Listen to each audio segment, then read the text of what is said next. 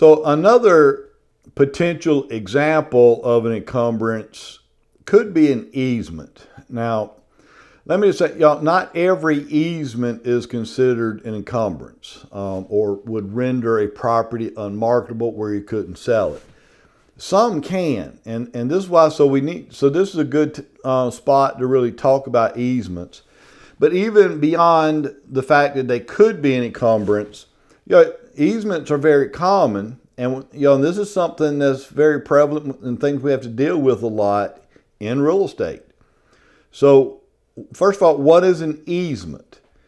And the short answer, it's the right for one to be able to cross over someone else's property for some reason or for some purpose. That's what it's for. Okay. Now, when it comes to easements, they kind of break this out into two types of estates, or another term that you see here used and seems to be more common, I guess, today is the term tenement. You should notice, and you'll see them in your book, there's what we call a dominant tenement, and there's also what we call a servient tenement. Because when you have an easement, there's two parties to the easement. You have one party that has the right to cross over somebody else's property, and then you got the other party is the one that's basically being used, right? Where their property is one being used by somebody else. So you got two different parties. And the two different parties are identified either as you're either the dominant tenement or the servient tenement. And so first of all, what does tenement mean? Tenement is just another word for estate. In fact, we used to refer to them as servient estates and dominant estates, but now we seem to have moved over to using the word tenement. And not that's a big deal, but obviously that's the term they like to use a lot and one you're likely to see on the exam. So who is who? Well, it says the dominant tenement is the one that has the right to cross over someone else's property. So if you're the one being able to use or cross over someone else's property, and assuming you have the legal right to do that, then that means you own a dominant tenement or dominant estate. Now, the person that is being used up here, that must allow someone else the right to cross over their property, they're considered the servient tenement. It is very important, almost critical, that you don't get those two confused. You got to know the difference between servient and dominant. Again, the way I kind of keep them in order and remember them is, the word servient kind of means like you're serving others, where you're allowing others to come onto your property for some reason. The dominant, being the dominant person, has the right to use somebody else's property or to cross over someone else's property. That's the way I keep it straight in my mind. But you got to keep this straight. Okay, you got to know who's the servient and who's the dominant. But then you see this term appurtenance. An easement appurtenant in this example is what we're talking about here. First of all, what does appurtenant mean? I think we discussed this in an earlier chapter anyway. But an appurtenance is a legal right that stays with the land. It conveys with the property. That's what. So if it's an appurtenant, that means it's a right that's just part of the property. So if I if I have an easement appurtenant on my property, when I go to sell and somebody else buys my property, are they now bound to the easement that was put in place, that was put there while I had it? Yes. Again, because appurtenant means it's a right that belongs to the land, not to the property owner. Now, if you are the property owner and you are the dominant tenement, y'all, that means then you get the right to cross over somebody else's property for whatever reason. And that right will belong to anybody that owns the property. So it does not go away because the property is sold. That's what appurtenant means. So how do we know if this easement appurtenant exists? Y'all, it'll be in the deed. And I might remember that if I were you. Y'all, if it's an easement appurtenant, that means it will be in the deed. Y'all, there will be some verbiage in the deed that says this property has the right of a dominant tenement and can cross over or whatever. Or it might say this property comes with a servient tenant. It means there is an easement on this property and it must be observed. You cannot just stop people or whoever has the legal right, whoever the dominant tenant is, put it that way. You have no legal right to obstruct or keep them from crossing over the property. Okay? But y'all, it'll state that in the deed. Y'all, look, there are a lot of reasons you would want to have a copy of the deed before you start buying and selling real estate, but y'all, this is just one more. Y'all, I highly encourage, in fact, plead with you to do something that most agents don't do, if I'm being honest.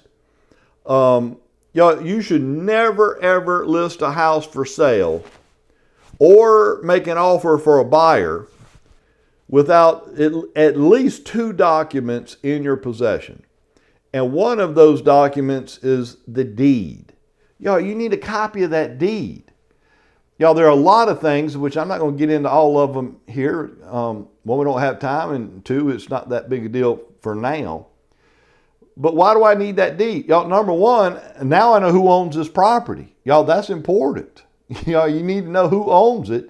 And if there are multiple owners, who are they? Y'all, the owners have to be listed in the deed. Y'all, maybe there are restrictions in the deed that prevent the owner from being able to sell. That would be important to know. But y'all, just one more piece of information you see in the deed is there an easement, either dominant or servient, that is attached to this property? And if it is, it will be in the deed. And y'all, because it's in the deed, y'all, that conveys from one property owner to the next property owner. Y'all, that's what appurtenant means.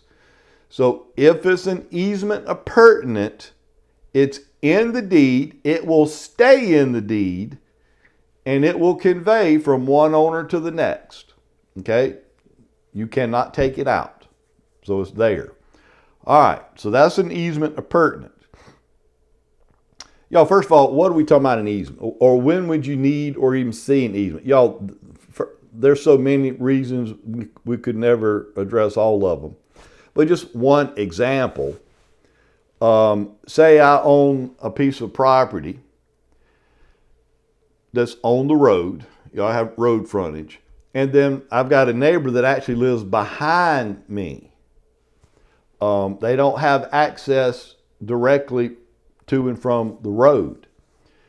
In fact, the only way they're going to be able to get to their property is maybe to cross over my property. In fact, sometimes you hear it called like a shared driveway. So they may have the rights to cross over my property. Y'all, use my driveway so that they can have access to their property, which is behind mine. Y'all, that's just one example of probably hundreds, but just make sure you understand what we're talking about when it comes to an easement. Y'all, the next type of easement is what we call an easement in gross. Now, y'all, easement in gross means that the two parties have agreed to an easement, but it is not deeded. Y'all, that's critical. It's not in the deed. If it's an easement appurtenant, it's in the deed. Easement and gross is not deeded. So where does this come from? First of all, you could have what we call a personal easement and gross. In some cases, it could be considered a commercial easement and gross. But basically, y'all, here's how this works. Y'all, say I've got a pond back here on the back 40, y'all, on my property. And my next door neighbor, which we've become good friends, I just happen to know that he loves fishing, or maybe he has children and they love fishing. And again, we're friends, right? Is it possible that I might, when I'm talking to my neighbor, say, hey, look, if y'all ever want to go fishing in my pond, just help yourself. You got my permission, go ahead. Anytime you want to go fishing, take off. That's common. A lot of people do stuff like that. Especially between neighbors, and assuming that we're friends with our neighbors, and hopefully you will be. But anyway, when I give him that permission to go fishing in my pond, what I've now done, I have now granted my neighbor an easement in gross. Now, I know we don't discuss that. We don't talk about it. We don't bring it up. I'm not going to go up to my neighbor and say, hey, look, neighbor, I'd like to grant you an easement in gross if you want to go fishing in my pond. We don't get into that. Because most people probably didn't know what it was anyway. We just say, if you want to go fishing, help yourself. But anytime you give someone else permission to come onto your property or to cross over your property, then you've granted them an easement in gross. Okay? Now, does this easement in gross have to be in writing? No, it does not. I can verbally tell you, you have an easement in gross. Probably not going to use that verbiage. I'd probably just say, just help yourself go fishing if you want to. But this type of easement can be granted in writing or verbally. Now, I will tell you, rarely is it ever a good idea to do anything verbally. The best idea is to always have something in writing where basically I'm saying, yes, you can go fishing, but just understand I have the right to stop you from fishing or coming onto my property in the future if I choose to. You need to establish that kind of communication in writing. It's always the best idea. But does it have to be in writing to create it? No. Okay? Now, but here's why this type of easement is a big deal. Say my neighbor decides to sell their house for whatever reason. They're going to sell it, move somewhere else. A new homeowner moves in. Now I have a brand new neighbor. Well, does my new neighbor have the same rights to go fishing in my pond that I gave the previous neighbor the right to do? No. Well, why not? Didn't you grant them an easement? I did, but an easement in gross is not attached to the land. It does not convey from one owner to the next. Not if it's an easement in gross. If it was an easement appurtenant, that's attached to the land. It's in the deed. That does convey from one owner to the next. But not the easement in gross. Now, obviously, over time, as I get to know my neighbor and I like them, then could I tell them they can go fishing in my pond? Absolutely. But they don't have the same right to this easement that the previous owner had just because they now own that property. That's not the case. So y'all make sure you know the difference, again, between easement appurtenant and easement in gross. I hope that makes sense. I think I did a pretty good job there. All right. Oh, yeah, by the way, that on the slide, again, talking about this easement in gross, you notice it says with this type of easement, it says there is a servient tenant, but there's no dominant tenement. That's another distinction between easement in gross and easement appurtenant. Y'all, obviously, if you allow someone to come on your property or cross over your property, then you've made yourself a servient tenement, right? You're allowing someone else to come onto your property. But I did not grant my neighbor a dominant tenement. I'm just saying you have permission to do it, but I'm not giving you a dominant tenement. Y'all, because if I grant the dominant tenement, that makes it an easement appurtenant. So an easement appurtenant, again, it is deeded, but the reason it's deeded is because you have both a servient and a dominant tenement. With an easement in gross, there's only a servient tenement. There's no dominant tenement with the easement in gross. Okay? All right, now we move on. So now that we've kind of got an idea what easements are, how can an easement be created? Y'all, obviously we're going to look at several different ways. Y'all, most of these ways, probably not that big a deal for test purposes, but y'all, obviously they could ask you about any one of them, but there's only one or two of them, honestly, that I get where people tell me they get questions about it a lot. But one way it could be created, it would be by necessity. This one here, I promise you need to know. You'll likely get asked about this one. So what does that mean? Create by necessity. We have laws in this country that basically say if you own land, you cannot be denied access to your land. Well, why does that matter? Because some people own land that's landlocked. Meaning there's no way to get to this land without crossing over somebody else's property. So I own this piece of property here, but somebody else owns the property all the way around it. And so there's no way for me to get to my property without crossing over somebody else's to get to it. Well, in a situation like that, then we're going to have to create an easement by necessity. Now, in the everyday world, hopefully you could just negotiate with at least one of the owners around your property, and they would just voluntarily agree to grant you an easement by necessity so that you could get to your property.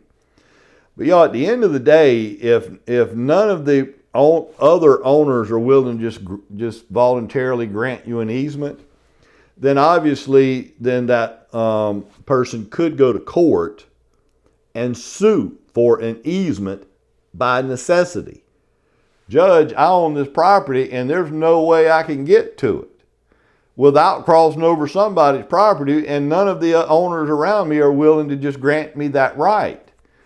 I need some help. Then the courts will issue a judgment basically saying there will be an easement, and that easement's going to be right here. So whoever owns that property where right here is, you're now going to be considered the servient tenement, right? So now you got the servient and the dominant. And in this case, that would make it an easement appurtenant. But if it's me, if I'm the I would rather grant them an easement in gross and not take the chance on having it become an easement appurtenant, right? Because with an easement in gross, I still have some rights here.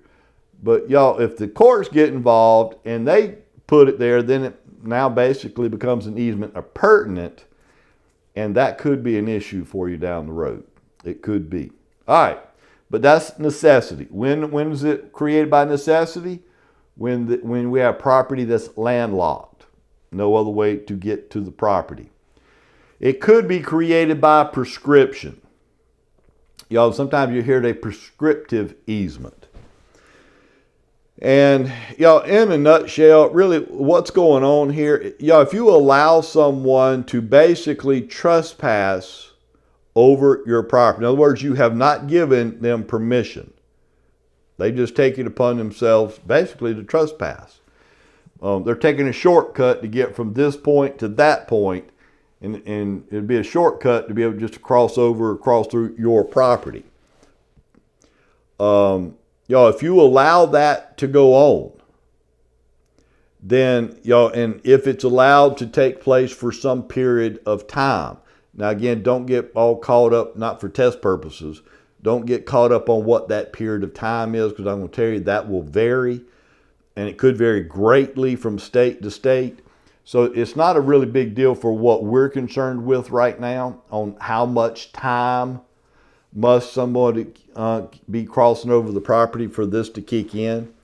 But just understand, if you allow someone to cross over your property and continue to do so for some period of time, then you may be creating an easement by prescription. But y'all, just for example, I may come in maybe 2 or 3 years after they've been used. Y'all, they've been going back and forth all this time. Just now, I've just had enough of it. Look, y'all got to stop this. I don't want y'all crossing over my property. But now that person come back and said, what do you mean you don't? We've been doing this for 2 years, 3 years, y'all, however much time, and you can't stop us from doing that now. And y'all, they may have legal grounds there. Y'all, they may be able to prove they now have a easement by prescription, meaning I've been using this, or I've been crossing over your property for X amount of time, and at this point, you can't stop me. Y'all, once they can show or prove they have an easement by prescription, then they're right. You can't stop them. It's that you've allowed it to happen now. So y'all, just another reason why, y'all, you don't want people coming onto your property. Y'all, and when they are doing it, you need to take action to stop it. You don't take action to stop it or prevent it. Y'all, if you need be, even take legal action to stop it. Y'all, I'm telling you, if it's allowed to take place for any time, y'all, they could create an easement. Now you can't stop them. All right. It could be created by condemnation. Y'all, this is when you're dealing with the state. In fact, y'all, there's a term called eminent domain. Y'all, we'll be talking about that in another chapter coming up. But y'all, basically, what is eminent domain? Y'all, that's the right of the state to take private property for public use. So basically, does the state have the right to take your property or some part of your property if they feel like it's needed to better serve the general public? And yes, the state has the right to do that. Now, there are some conditions that got to be met, and we'll talk about what those conditions are a little bit later. But that's what eminent domain is. So why does that matter here? Y'all, another term, another word that you'll hear used in place of eminent domain is condemnation. So y'all, on the state exam, y'all, if they're asking you a question about this, they may use the term condemnation or potentially just use the word eminent domain. Either one, y'all, we're talking about the same thing. So when we talk about condemnation, y'all, could the state decide we need to put an easement across your property for the good of the public? They could do that, and there's nothing you can do about it. All right. That's condemnation. Could be by dedication. Y'all, could you just voluntarily or dedicate part of your property to be used as an easement or whatnot? You can do that. Y'all, believe it or not, there are some very nice, good-hearted people that just want to help, and they might be willing to do that. Now, obviously, when you dedicate, that means you're not receiving any compensation for it. That somebody might tell you thank you. They might not. But when you dedicate, just know you're not getting anything in return. You're just something you're doing out of the kindness of your heart to allow easier access or whatever to the public. Okay. And then by implication, again, I don't think this is that big a deal, to be honest with you, but y'all, implication just means this. Y'all, if there's an easement that's been established on this property, then by implication, if someone else buys the property and now owns it, they are stuck and must comply with the easement, just like the previous owner did. It was there before you owned it, It's going to be there after you own it. That's what they're saying here. And then, y'all, now we need to take a look at, y'all, how can these easements be terminated?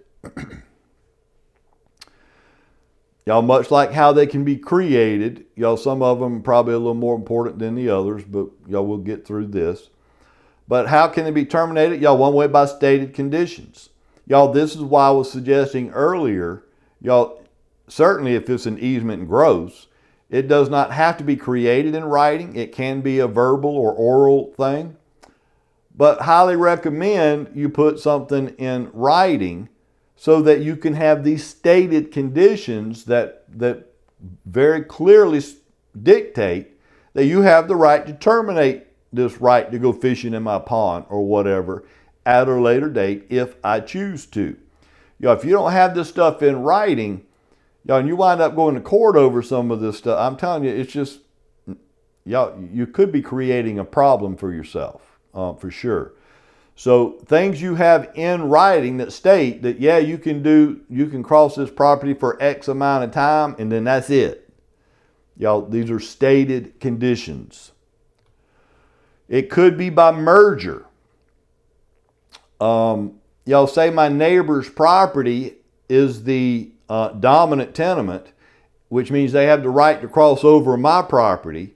Well, say my neighbor decides to put their house up for sale or put that property up for sale.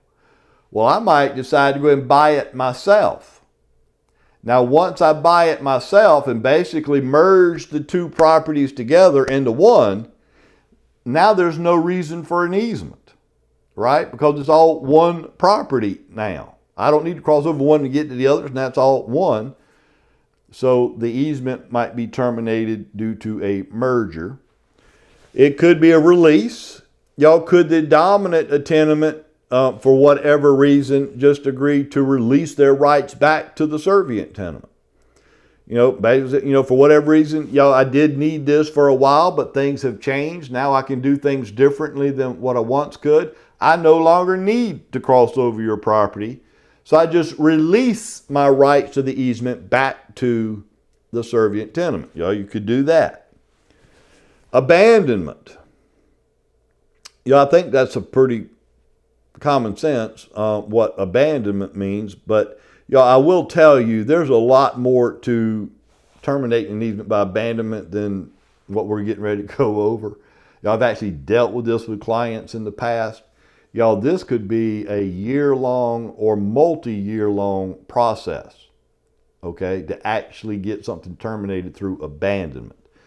I'm just telling you that just for information purposes, but really for test purposes, really the only thing we're talking, if you can prove that the person that has the rights to cross over my property no longer exists or has abandoned the easement or the right, they haven't used it, or whatever, I'm going to tell you there's a long legal process to be able to prove that the easement has been abandoned. But if you can prove it's been abandoned, then that would also terminate the easement.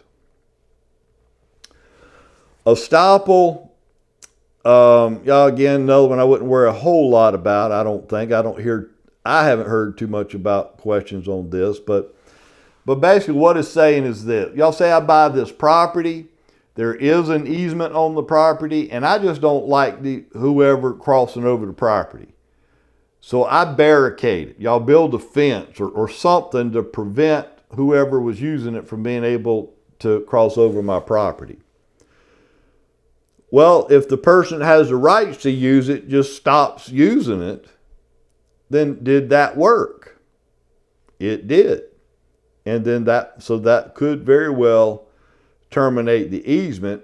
However, this is not entirely legal. You don't have a legal right to blockade or prevent someone that has the legal right to an easement. You don't have the right to stop them. But this is just saying, but if you do it and they don't complain about it, they must not have needed it too bad anyway, then that could very well go ahead and terminate the easement. And then, we could terminate by prescription. Y'all, you remember how an easement can be created by prescription? It could also be terminated by prescription.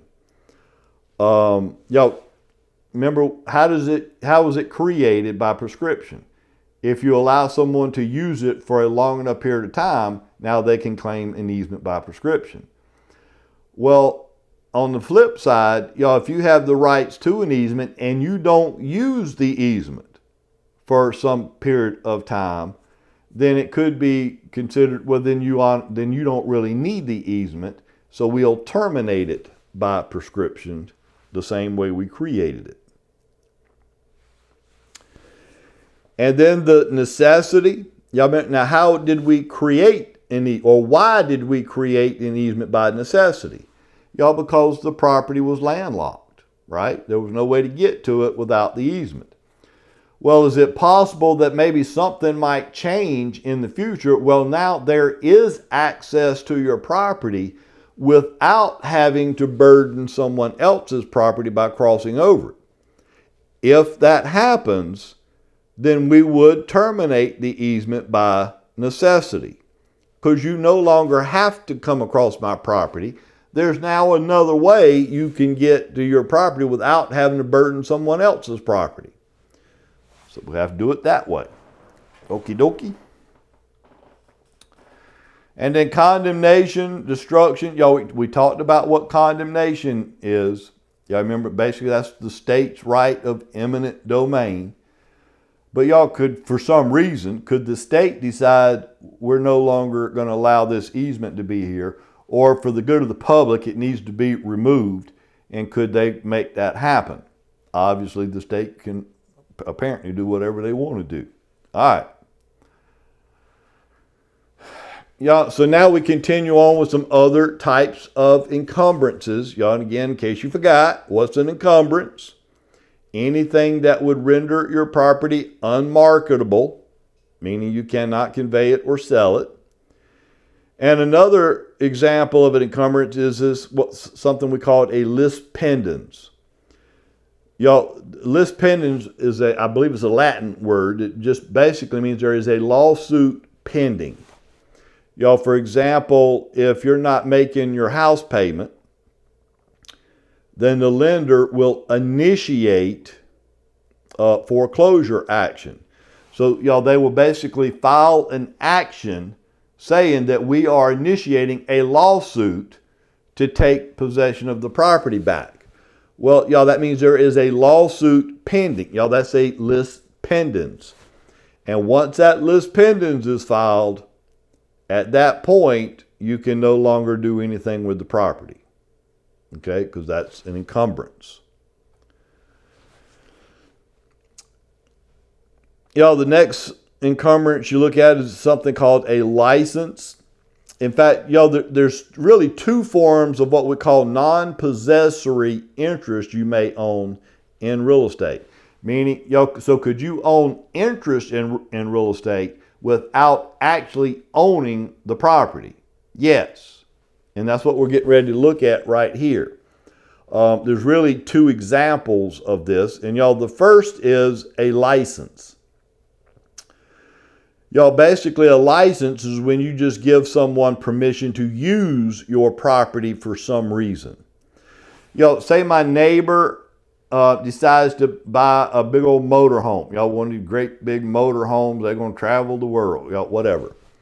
But they have a relatively small yard, and they've got nowhere to park this monstrosity, the big old thing they bought. So they come over to me and say, "Hey, Frankie, you've got all this acreage. Would you be willing to let us park our $1 million motorhome on your property because we don't have room to park it on our property?" Well, because if I'm a good neighbor and we're good friends and so forth, I might say, "Sure, not a problem. You can do that." Well, that's different than an easement. So I didn't necessarily give them permission to cross over my property. I'm giving them permission to use my property, to use it. In this case, park their motorhome. And when you do that, it means you've granted them a license to use my property for some reason. Y'all, that's a non-possessory interest. Again, they don't own my property, but because I granted them this license, basically they have an interest, a non-possessory interest in the property. Another example of this non-possessory interest is something we call profit apprende. Now, y'all, and I'm sure somebody listening to this video right now is thinking, Frankie, that is not how you say that. And I know it.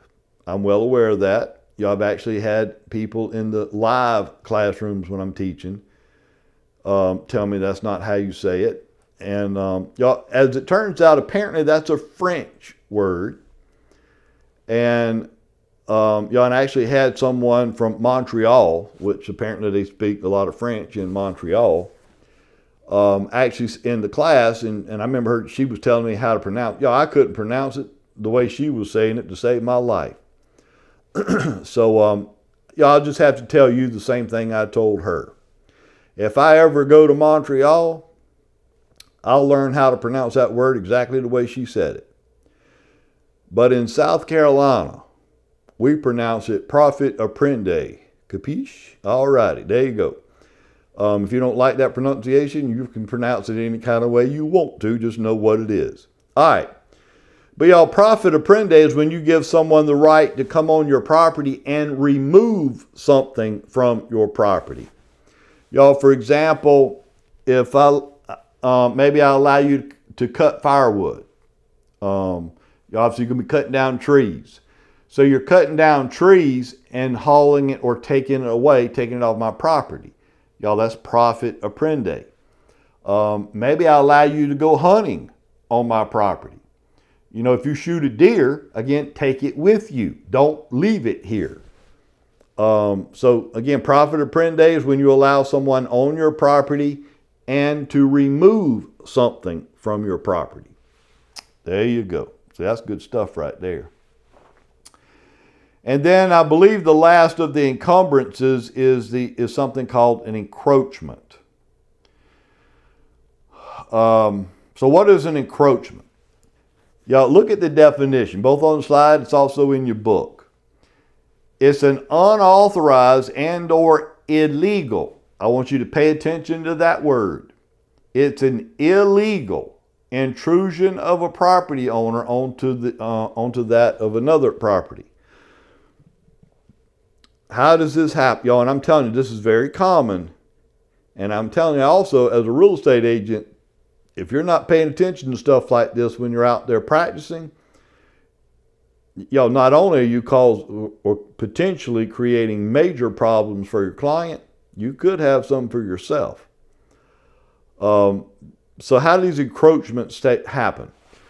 A lot of times you'll have like two property owners, y'all, neighbors side by side, and maybe there's a row of hedges or whatever between the two.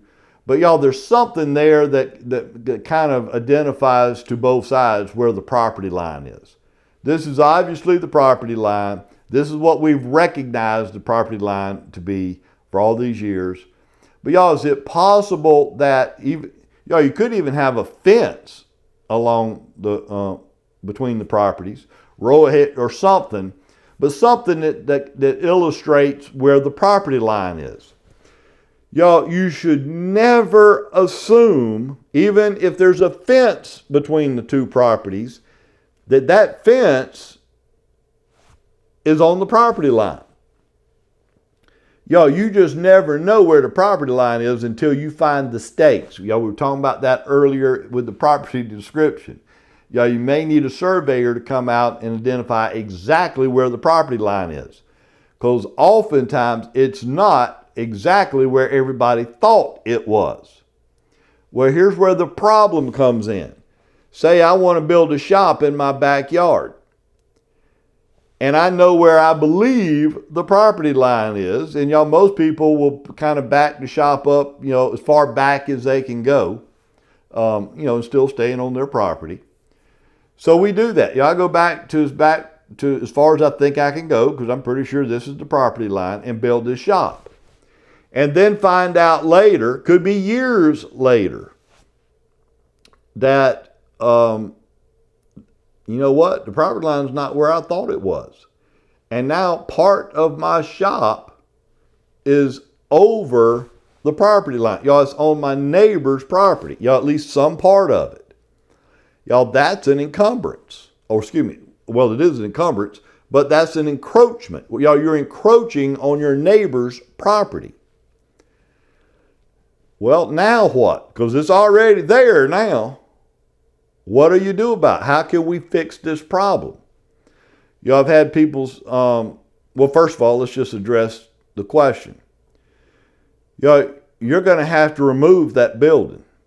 You're either going to have to tear it down or have it moved or whatever, but you can't leave it there.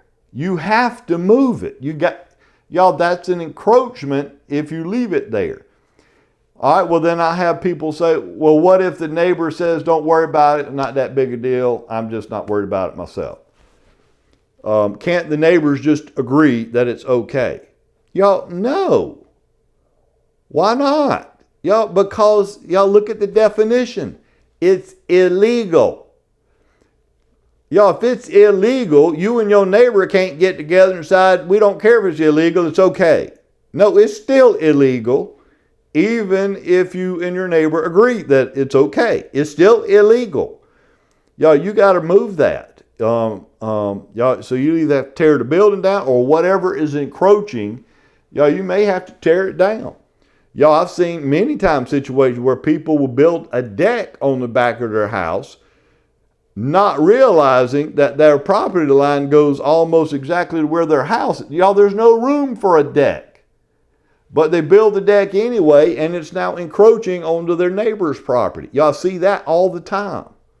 I know you might think, well, they ain't got much backyard then if you can't put it in. And I'm telling you, that's the case more times than you might think. So, y'all, it's always important to know where the property line is and not just where everybody believes it is. Y'all, I'm just telling you, if you're just banking on the fact that, well, there's a fence there, that must represent the property line, you're going to have problems.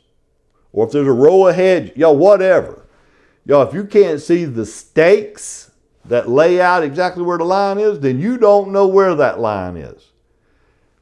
Y'all, we always highly recommend get a survey. Y'all, any buyer buying a property, y'all, I would have it surveyed. It's not required. It's, y'all, the bank's not going to require it. And so typically, because it's not something that's required to be done, y'all, most buyers, it seems like they say, I ain't going to worry about it. I'm comfortable. It's got to be right here or close enough. Y'all, and I hope it works out for you. All righty. But y'all, those are examples of encumbrances. And again, if any of these exist, y'all, that renders the property unmarketable. Can't sell it. Okie dokie. So now we're completely changing gears a little bit, and now we're going to actually get into exactly, y'all, how property can be owned, right? How can you own real estate? Well, y'all, there are different types of estates in which you can own property. And as you see here, y'all, you could have own what we call a freehold estate. And y'all, freehold just means ownership. Or it could be a non-freehold estate. And y'all, another term for non-freehold is leasehold. So what does all that mean? Y'all, that means if you own this property, then you own a freehold interest. Y'all, you own a freehold estate in this property because you own it. But if you're a tenant and you are leasing this house, for example, then that means you own a non-freehold interest, or in some cases, again, you hear it referred to as a leasehold interest. Wait a minute, you're trying to tell me a tenant owns interest in the property they're renting? You bet they do. And y'all, we're going to break that down and talk about it as we go through. But those are the two different estates that you can own. Either you can own it or lease it. We're going to talk about both. Again, if you own it, that's freehold. If you lease it, that's non-freehold. And there are several different types of estates under each one of those. So let's talk first about, well, actually, y'all, here's some terms, y'all, 4 terms, definitions, if you will, that we're going to be talking about quite a bit as we go through this section. So let's go ahead and define these terms. Y'all, first of all, you see the term tenancy. Now, tenancy is one of these words that actually has 2 completely different definitions, naturally. Y'all, depending on the type of estate you're referring to will determine what the definition of tenancy is. Because y'all, it's 2 different definitions. So pay attention to this. But if you own a freehold estate, meaning you actually you're the owner of the property, then tenancy refers to how the land is held. In other words, is there just one owner? Is there just one person that owns the property? Or are there multiple owners? Y'all, and we're going to talk about all that coming up. But that's what freehold tenancy means. Now, if you're talking about a non-freehold estate, again, meaning leasehold, y'all, now tenancy means something completely different. Now, under this type of estate, tenancy is referring to duration or length of time. 2 different definitions for the same word, depending on which type of estate you're referring to. So you want to be careful there. Now, when we talk about, again, interest, freehold interest, non-freehold interest. Y'all, what does interest mean? Y'all, anytime you own interest in land, y'all, that means it comes with what we refer to as the bundle of legal rights. And what are these rights? And you see them listed here. And y'all, again, we'll talk more in depth here in a little bit. But y'all, that would include the right to use, control, possess, and the right of disposition. I will tell you, you'll see coming up also, it would also include something we call the right to quiet enjoyment. Y'all, we're going to talk more detail about that. But y'all, interest y'all, if you own interest in land, it means that there are rights that come with that interest. That's what we're referring to here. This third term is called fee. Y'all, for example, defeasible fee or fee simple, and y'all, you're going to see the word fee used quite a bit. Y'all, the word fee just means it's whatever it is you own. Y'all, if you own it in fee, y'all, for example, fee simple, then that means whatever you own is inheritable. You could leave it to your heirs when you die. But if fee is not included in what you own, it means it's not inheritable. You cannot leave it to your heirs. So what does fee mean? It's inheritable. That's all that means. And then obviously title is just proof of ownership. Makes sense? All right, so let's get into some of the meat and potatoes here. And we're going to start by talking about some examples of freehold estates. What's a freehold?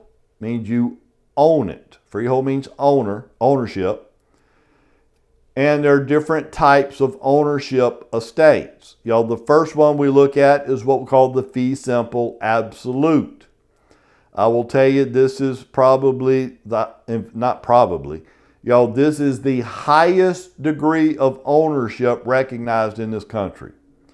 So my guess is this would be the most preferred way for someone to own real estate. Doesn't mean we always do, but this is probably the most preferred. It's the highest degree of ownership. So let's look at, y'all, so when we say fee simple absolute, y'all, well, what does fee mean? Y'all, again, remember, fee means it's inheritable. Y'all, if I own it in fee simple absolute, I can leave it to my heirs when I die. Y'all, that's what fee means. Simple, what does that mean? Y'all, it means it's simple or uncomplicated. In other words, there are no restrictions on what you can or maybe cannot do with the property. Basically, you can do anything you want to do with it. Y'all, that's why it's considered the highest degree of ownership. You're not limited on what you can do. It's inheritable. All good stuff. Y'all, that's the fee simple absolute. Now, I might own the property in defeasible fee. Now, if I own the property in defeasible fee, could I leave the property to my heirs when I die? Well, yes. Y'all, again, because you see the word fee, which we know means inheritable. But what word is missing from this type of estate versus the one we just finished looking at? Simple. Y'all, you don't see the word simple in this one. And for good reason. Y'all, this one is not simple. It's a good bit more complicated when you have a defeasible fee estate. In fact, if you can remember what I'm getting ready to tell you, this will help you majorly on the exam. Y'all, anytime you see the word defeasible, the first thing should immediately come to your mind are restrictions, because that's what you're dealing with. Defeasible means there are restrictions on what you can or cannot do with this property. Y'all, I'm just telling you, if you can remember that, and I don't know why nobody seems to ever remember it, but if you'll remember what I just said, this is going to help you big time on the exam. Defeasible means there are restrictions. Now, so who put the restriction there? Probably whoever you got the property from. Okay? They might say, look, I'll sell you the property, or in some cases, I'll even give you the property. But under some condition, which obviously that condition equates to a restriction. And I will tell you, if there is a restriction, it is not just a suggestion. You must comply with whatever that condition or restriction is. Y'all, and I'm telling you, the restriction could be absolutely anything. Y'all, as long as it's legal. Y'all, you can't have an illegal restriction or condition. But as long as it's legal, it can be anything. Y'all, I've seen restrictions like, y'all, I'll sell you this property, but with the condition, you never allow alcohol on this property. Well, y'all, you better hope you don't allow no alcohol on the property. Because, y'all, if it's ever discovered that you did violate whatever restriction was put there, you lose the property. You no longer own it. Y'all, boom, just like that. Y'all, as soon as you open up that can of beer, psh, bam, that quick, you no longer own the property because you violated the restriction. Y'all, there's not going to be no discussion or fight over who owns. You no longer own it. The ownership is now gone to somebody else. Bam, just that quick. So wouldn't you want to know before you buy a property if there are any conditions or restrictions that come with it? And if there are, then you know what you're buying is a defeasible fee estate. If there are no restrictions, then you know you're buying the fee simple, right? The fee simple absolute. But in this case, we're talking about defeasible fee. Well, what does that mean? Or actually not what it means. We just talked about what it means. Okay, but I just said you're going to lose the property and it goes to someone else. Well, who does it go to? Well, that depends on the type of defeasible fee you decided to purchase or convey. And y'all, there are 3 different types as you see listed here. And y'all, even though these might be some new terms you need to get familiar with, y'all, this is not difficult or hard. But y'all, if we set this type of estate up, if we set it up as a fee simple determinable, y'all, that just means there's going to be an automatic reversion of interest if the restriction is violated. So if I sell this property to Bill violates the restriction, y'all, bam, automatically, all ownership rights immediately revert right back to me because I was the grantor that gave it to them or sold it to them or whatever. Y'all, that's fee simple determinable. There's an automatic reversion of interest. Automatic. We could set it up as a fee simple subject to a condition subsequent. Yep, that's a mouthful. But now, y'all, if we do it as a condition subsequent, y'all, here, that just means there's no automatic reversion of interest. Rather, in this situation, now the grantor would have to take some legal action to get ownership of the property back, y'all, because it's not an automatic reversion.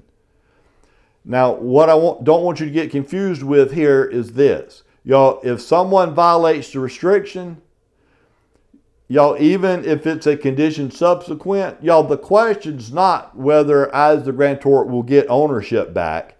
It's coming back.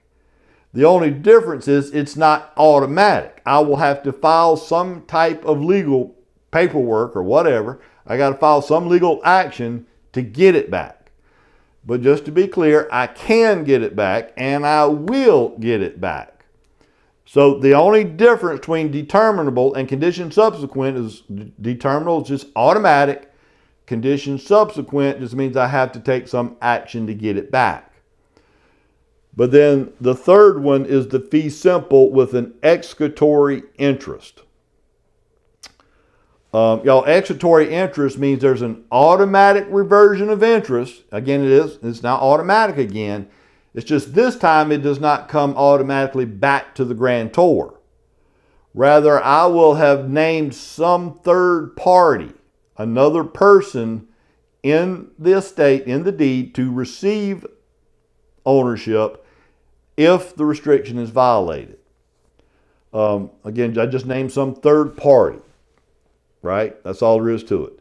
So with the executory interest, again, automatic reversion, but this time not back to the grantor, rather to some third named party that was named in the estate to get it if the restriction is violated.